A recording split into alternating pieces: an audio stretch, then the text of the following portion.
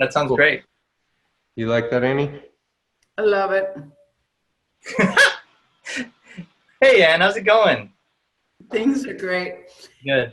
Watching both of you showing up completely. I mean, you guys are both so awesome.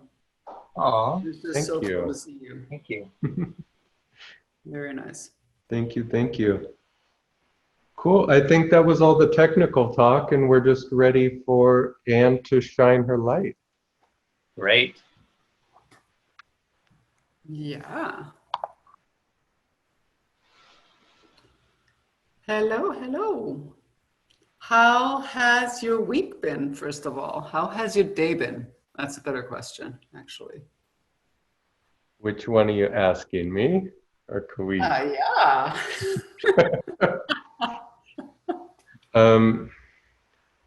I had a very difficult morning, and it was so challenging. And by noontime, Anne and I were able to transform it into something that was really eye-opening. I really experienced today.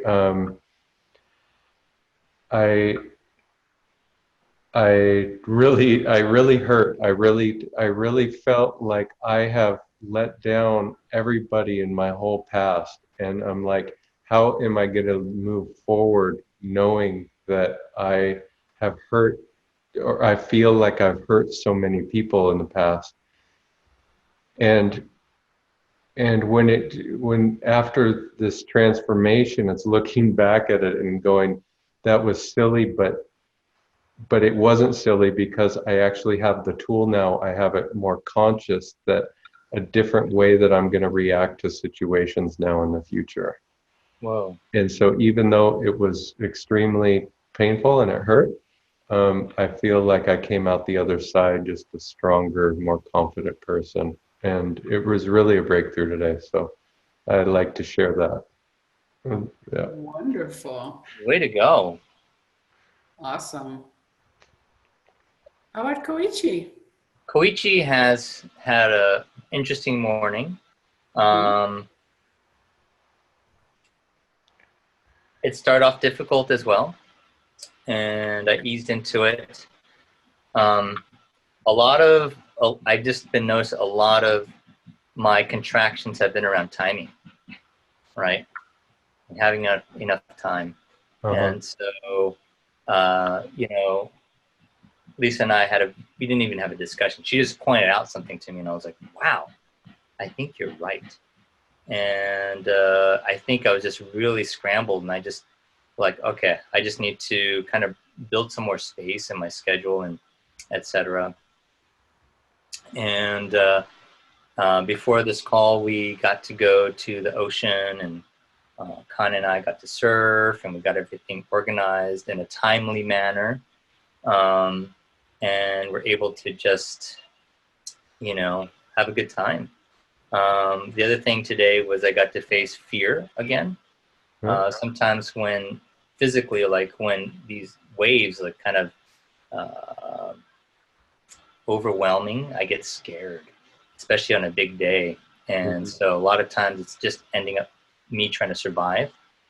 And it was great because I just read something about fear 2 days ago. And I was like, oh, this is good. I'm just training myself. So I just got to keep on facing these waves that are big and just condition myself to just know that, I'm okay, I'm safe, and I'm not going to die. I might get banged up a bit, but I'll be okay. It was great to be able to, see something coming and just kind of, instead of getting all panicky, just like be able to like see it and look at the patterns and look at how it's going to go. And am I safe here? Do I have to go somewhere else? Do I have to locate somewhere else instead of going, and try to paddle and panic. And it was great training to just be able to face fear. And that's happened a couple of other times this week.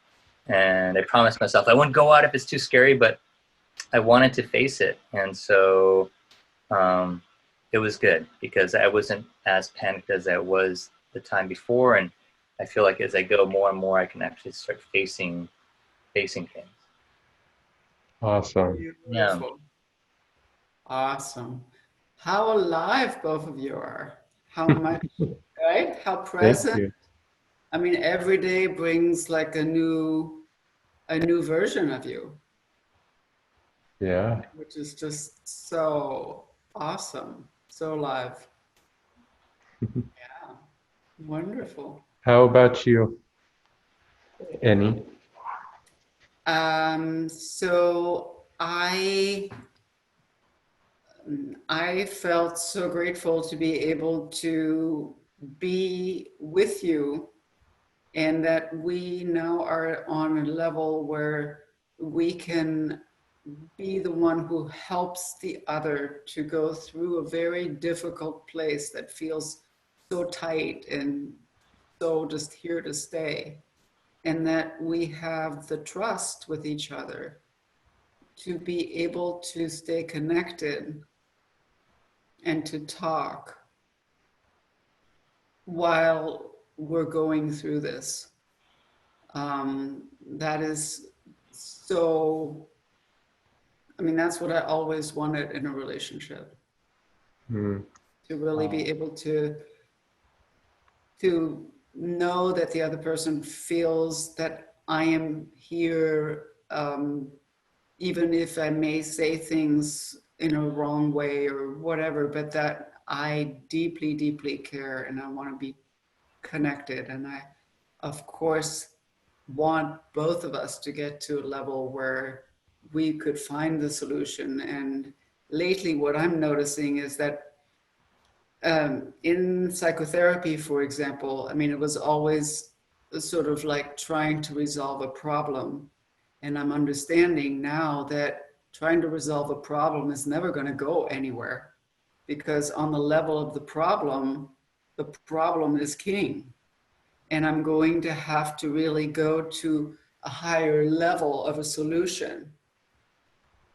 And that is in love, probably, where the solution is going to be found, whether it's something that I'm trying to find or whether it is for someone else. And I thought that example that we heard about of the dyslexic child who is being asked to read in order to help with the dyslexia, and who's just going down in his own sense of self and his own self-esteem, and is just getting worse and worse, and at some point probably ends up going into like special ed or something.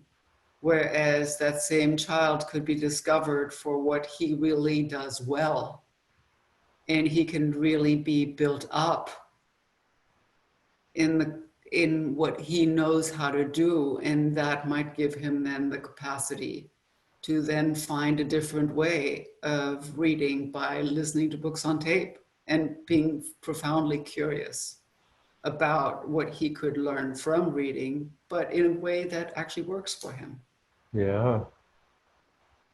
So finding the solution may not be to try to get a brain that is dyslexic to not be dyslexic, but just to find the level of love, self-love, to really get still like want to solve and learn about the world and find just a different way of doing that.